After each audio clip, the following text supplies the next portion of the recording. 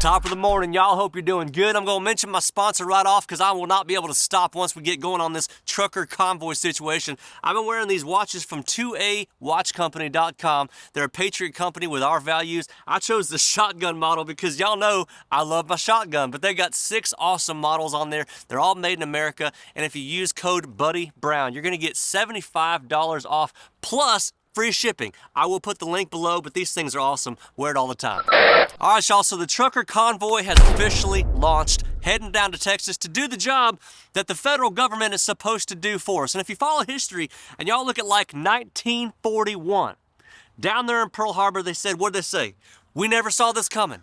In 2021, the U.S. border agents are saying, we saw it coming, and we did absolutely nothing. Do y'all remember the Canadian convoy? Lasted a long time, didn't it? And it ended with the Canadian government commandeering the trucks and freezing the bank accounts, not to mention freezing the GoFundMe funds that were supposed to be used to support that cause, which is why no patriot uses GoFundMe anymore. We all use something called Give, Send, Go. So why do we need a trucker convoy to begin with to go all the way down to Texas and deal with illegals? Well, it's the same reason why when you were 10 years old, you brought your older brother and all his friends down to the movie theater to beat those punks up who stole your bikes last week. Because you need a backup.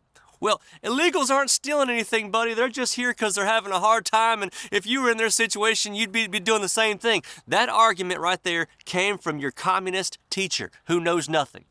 Their very presence is theft. Theft of land, theft of resources, okay? A theft of a spot in the ER when an actual citizen needs to be in the ER. Theft of the housing in your schools when the children are supposed to be in those schools. And of course, theft of tax money that's supposed to go to Americans and now it's going to illegals. Their very presence is robbery. I feel like we've forgotten that. And since we're sending between 300,000 and 700,000 trucks to Eagle Pass, and we're bound to get people really fired up about this, I feel like there's some guidelines that we should cover. Just like everything, it's going to start out peaceful, right? But it rarely ends that way. The government has a very special way, y'all, of demonizing the people they don't like.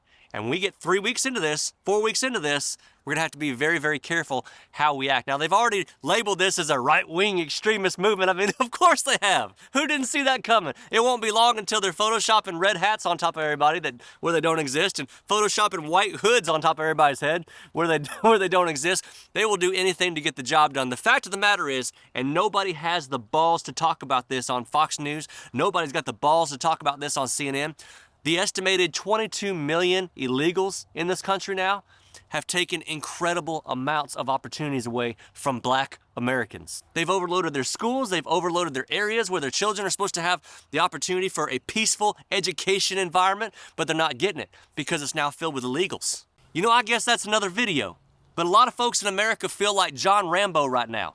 Do y'all remember the whole scene with Rambo and how much PTSD he had at the very end of the movie where he's sitting with his colonel and they're inside that shop and he's about to make his last stand. He knows he's going to get arrested. He knows he's surrounded and he's just crying. And he's saying, they never let us win.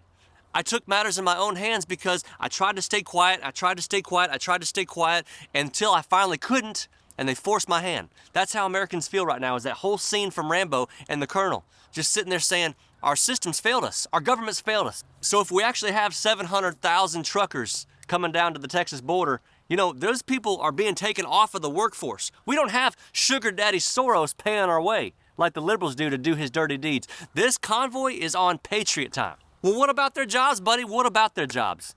If we allow an illegal invasion, what jobs are we going to have to come back to?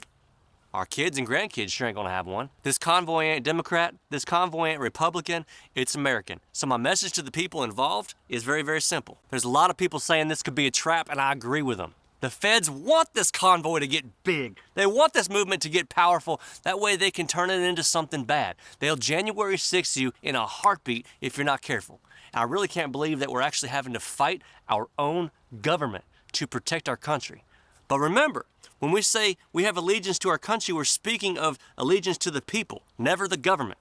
I see why Texans want their own country. And if you look at the writing on the wall, how fast 25 other governors joined Abbott, it's just a major shift, all primed to happen. And I stand with Texas. God bless everybody involved. Be safe.